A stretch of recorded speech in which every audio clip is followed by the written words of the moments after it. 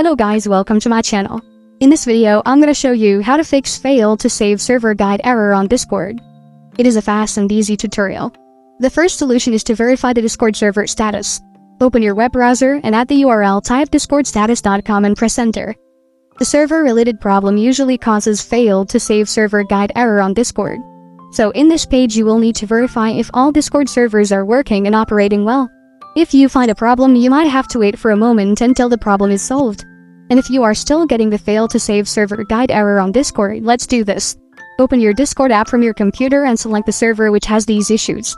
Go to the server setting by clicking on this. Ensure all these settings are configured. If the issue is still there, you will need to delete the cache.